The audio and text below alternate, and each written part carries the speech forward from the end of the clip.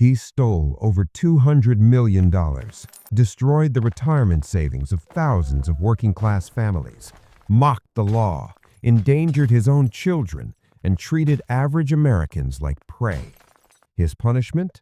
A multi-million-dollar Hollywood movie deal, standing ovations worldwide, and a net worth higher than 99% of the people he robbed.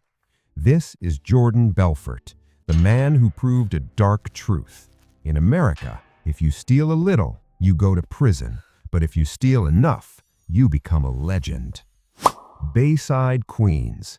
Jordan Belfort didn't start with privilege. He started with hunger, a desperate need to escape the middle class. At 16, he was selling Italian ice on the beach, but he didn't see ice cream. He saw supply and demand. On scorching days, people weren't buying product, they were buying relief. He made $20,000 in one summer. Most kids would have bought a car. Belfort saved every dollar. He tried dental school. First day, the dean said, "The golden age of dentistry is over. If you're here to make money, you're in the wrong place." Belfort stood up, packed his bag, and walked out. He wasn't looking for a career. He was looking for a jackpot. He pivoted to sales, launching a door-to-door meat business in Long Island. He scaled aggressively, trucks, inventory, thousands of pounds weekly, but poor capital management killed it. At 25, he filed for bankruptcy. This failure taught him one dangerous truth. It doesn't matter what you're selling, it only matters how you sell it. Broke and desperate, he needed a job requiring just a telephone and a mouth. He found L.F. Rothschild on Wall Street. Belfort landed on Wall Street, learning the culture, the aggression, watching brokers make $50,000 in an afternoon. Then October 19th hit, Black Monday. The stock market crashed. L.F. Rothschild collapsed. Belfort was unemployed again, with a massive ambition. Desperation led him to a sketchy boiler room brokerage in Long Island strip mall. And here, he discovered the weapon that would make him rich: penny stocks. The 50% commission gold mine.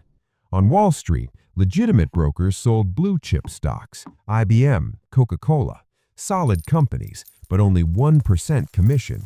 You'd need millions in sales to survive. Penny stocks were different, worthless companies trading on unregulated pink sheets, maybe a shed pretending to be a tech firm. But the commission wasn't 1%, it was 50%. The math was beautiful. Sell $10,000 of IBM stock, make $100. Sell $10,000 of garbage penny stock, keep $5,000 instantly. He didn't need to be a financial genius, he just needed to sound like one. He perfected the lie. "Sir, this is a ground floor investment opportunity, pending patent approval. We're looking at 10x returns in 6 months. Complete nonsense, but the person on the other end didn't hear risk, they heard hope. Belfort founded Stratton Oakmont. He didn't hire Ivy League graduates, they'd ask ethical questions. He hired hustlers, dealers, neighborhood guys who needed cash and had no conscience slowing them down. He gave them scripts, taught them to lower their voices to sound confidential, speak fast to create urgency, sound like they were calling from Manhattan, not a garage. The movie shows camaraderie and fun. It makes you want to join them. But while Belfort's brokers high-fived and did cocaine off desks, a 60-year-old factory worker in Ohio handed over his pension. A single mother wired her emergency fund, believing this nice young man from New York was securing her children's future. These brokers were trained to be ruthless. If a client said no, they didn't hang up, they attacked. Stratton Oakmont wasn't a brokerage, it was a slaughterhouse, and clients were cattle waiting to be butchered. Here's exactly how they rigged the game: the pump and dump. Step 1. Belfort buys millions of shares of a worthless company at pennies each. He secretly controls the supply. Step 2. The pump. His army of 1,000 brokers calls everyone in America. Buy now, next Microsoft, going to the moon. Thousands start buying. Price explodes from 10 cents to $2 to $5. Artificial demand. Step 3. The dump. At the peak, while grandmothers and factory workers buy, Belfort sells everything. Step 4. Price crashes to zero. Belfort walks away with millions. Investors hold nothing. The Steve Madden IPO portrayed in the movie? Real. He made over $20 million in 3 minutes. The money was obscene. They literally ran out of places to hide it.